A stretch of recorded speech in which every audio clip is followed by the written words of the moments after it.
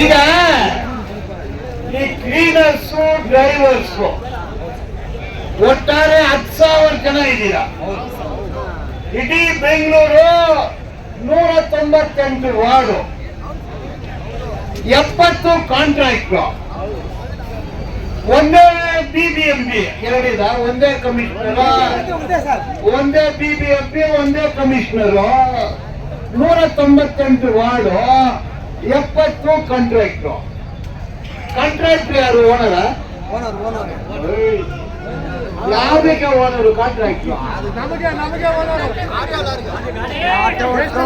ಬೆಂಗಳೂರಿಗೆ ಓನರ? ಕಾಂಟ್ರಾಕ್ಟ್ರು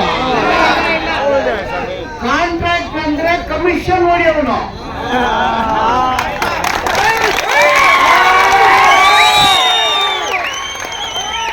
ನಾನು ಕಾನೂನು ಬಗ್ಗೆ ಮಾತಾಡ್ತೀನಿ, ತಪ್ಪಾಯ ಬೇಡ.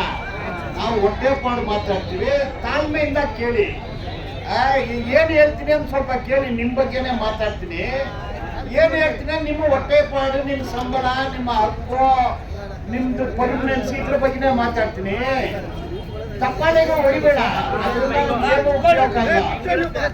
ಓಕೆ, ಈಗ ಕಾಂಟ್ರಾಕ್ಟ್ರು ಬಂದು ಕಮಿಷನ್ ಹೊಡಿತಾರೆ.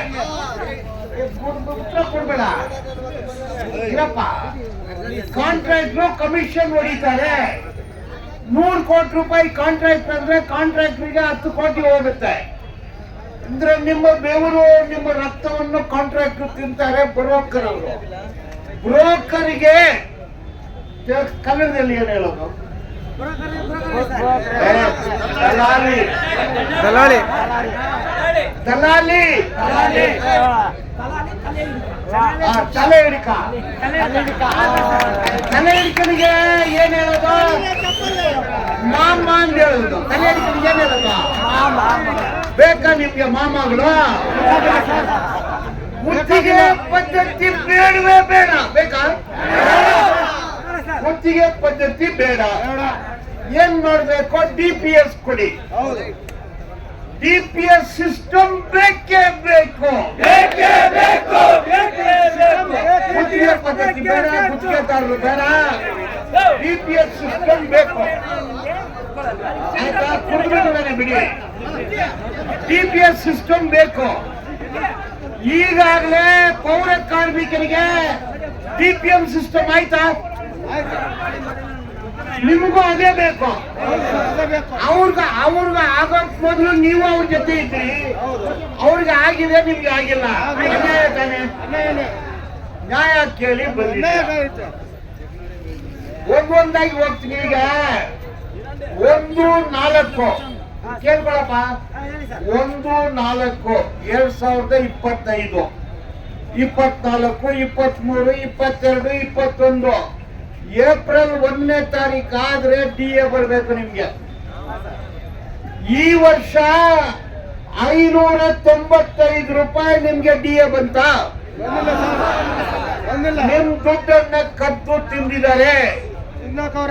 ನಾನು ಹೇಳಿದ್ದೀನಿ ಇವ್ರಿಗೆ, ಸಂಜೆನೋ ನಾಳೆನೋ ನಮ್ಮ ಆಫೀಸ್ಗೆ ಬನ್ನಿ. DA 1-4-2025 ಇವತ್ತುವರೆಗೆ, ಇದು ಸೆಪ್ಟೆಂಬರ್ ಅಂದ್ರೆ 4-2000 ರೂಪಾಯಿ ಅರಿಯರ್ಸ್ ಬರಬೇಕು. ಈ ವರ್ಷದ್ದು ಮಾತ್ರನಾ? ಹೋದ ವರ್ಷದ್ದು? ಹೋದ ವರ್ಷ 400 ರೂಪಾಯಿ ಹಿರಿಯರಿ.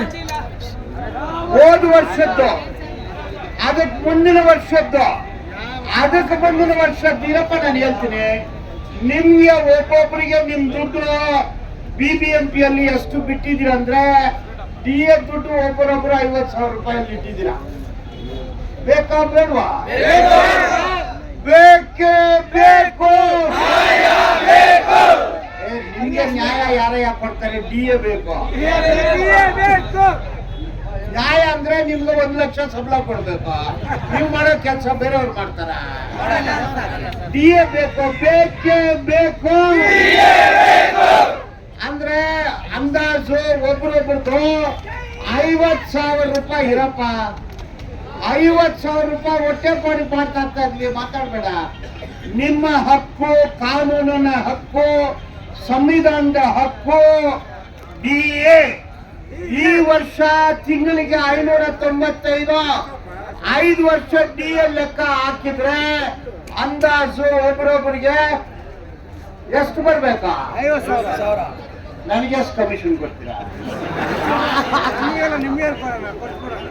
ಒಂದೊಂದು ಕಾಫಿ ಕೊಡ್ತೀಯ, ಒಂದು ಕಾಫಿ ಬಿಸ್ಕೆಟ್, ಬಿರಿಯಾನಿ ಕೊಡಿಸ್ತೀರಾ? ಏನ್ ಮಟನ್ ಬಿರಿಯಾನಿನ, ಪೋರ್ಕ್ ಬಿರಿಯಾನಿನ, ಬೀಫ್ ಬಿರಿಯಾನಿನ? ನನಗ್ ಬೇಕಾಗಿದ್ದು ಬೀಫ್ ಬಿರಿಯಾನಿ. ನನ್ನ ಪೀಸ್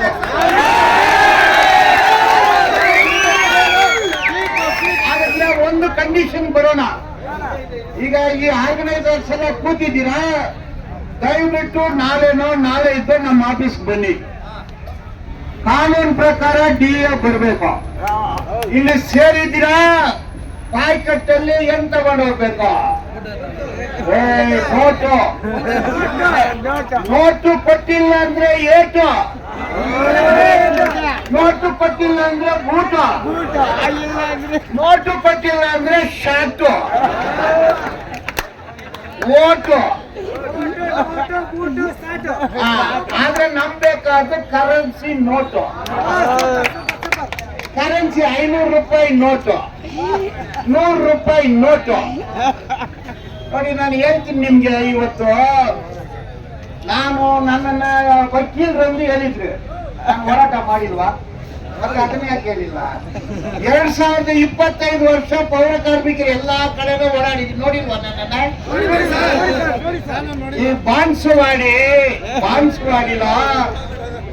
తెలుగు వస్తుంది కదమ్మా మీకు? 2003 బాన్సువాడికి పోతే మన మహిళలు పౌర కార్మికులు కూర్చోండి, అప్పుడు సభలము ఒక 500 రూపాయల నోట్, 500 రూపాయలు. అందరూ రోల్డ్ గోల్డ్ కమ్మలు వేసుకోండి, ముక్కున్న రోల్డ్ గోల్డ్. ఏమమ్మా ఒట్టి రోల్డ్ గోల్డ్ వేసుకోండి. అయ్యో మాక బంగారు మా ఎవరన్నా ఇస్తారు? నో అండి. ನಾನು 400 ಜನಕ್ಕೆ ಕೇಸ್ ಹಾಕ್ತೆ, ಅರಿಯಸ್ ಕೊಡ್ಬೇಕಂದು ಕೇಸ್ ಹಾಕಿ, ಪೆನ್ಷನಯ್ಯ ಗೊತ್ತಾ? ಅವರು ಪೆನ್ಷನಯ್ಯ ಮೇಸ್ತ್ರಿ, ಕೇಳಿ ಅವ್ರನ್ನ. ಪೆನ್ಷನಮ್ಮ ಗೊತ್ತಾ? Cox town. ಒಬ್ಬರೊಬ್ಬರಿಗೆ 95,000 ರೂಪಾಯಿ ಅರಿಯರ್ಸ್ ಬಂತು. ಒಬ್ಬರೊಬ್ಬರಿಗೆ ಎಷ್ಟು ಬಂತು? 95,000. ఆమె ಅಲ್ಲಿ మార్నింగ్ గేట్ మీటింగ్ పోతే అనా కమ్మలు తీసుకుంటా బంగారు వాళ్ళని. మీకు ఒక 50,000 వస్తుంది బంగారు తీసుకుంటా. మీ ದುಡ್ಡನ್ನು ನಾನು ಸೀರಿಯಸ್ ಆಗಿ ಹೇಳ್ತಾ ಇದ್ದೀನಿ. ನಿಮ್ಮ ಹಕ್ಕು ಇದು, ಕೊಡ್ಲೇಬೇಕು. ನಾನು BWSSB ಒಳಚರಂಡಿಯಲ್ಲಿ ಕೆಲಸ ಮಾಡೋರಿಗೆ ಕೊಡ್ಸಿದ್ವಿ, DA ಕೊಡ್ಸಿದ್ವಿ ನಾವು. ನಿಮ್ಗೂ DA ಬರಲೇಬೇಕು, 5 ವರ್ಷದ್ದು ಬರಬೇಕು. ನೀವು ಬಂದ್ರೆ ನಾನು ನಿಮ್ಮ ಹತ್ರ ಫೀಸ್ ಚಾರ್ಜ್ ಮಾಡೋದಿಲ್ಲ. ಸುಮ್ಮನೆ ಹೇಳಿದ್ರೆ ಅದು ಕಾಫಿ ನಾನೇ ಕೊಡ್ತೀನಿ. ಸುಮ್ಮನೆ ಜೋಕದ ಕಾಫಿ ಅಂದ ನೀವೇನು ಕೊಡ್ಬೇಡ. ನೀವು 50,000 ತಗೊಂಡು ಬಾಯ್ ಅಂತ ಹೇಳಿ ಅಷ್ಟೇ ಸಾಕು. 50,000 ರೂಪಾಯಿ ಬರ್ಬೇಕಪ್ಪ. ಆಯ್ತು, ಅದು ಒಂದು. ನಿಮ್ಗೆ ಮನೆಯಲ್ಲಿ ತಾನೇ ಇರೋದು, ನೀವು ಬೀದಿನಲ್ಲಿ ಮನೆಯಲ್ಲಿ ಇರೋದು, ಮನೆ ಬಾಡಿಗೆ ಕಟ್ಟಬೇಕಲ್ಲ.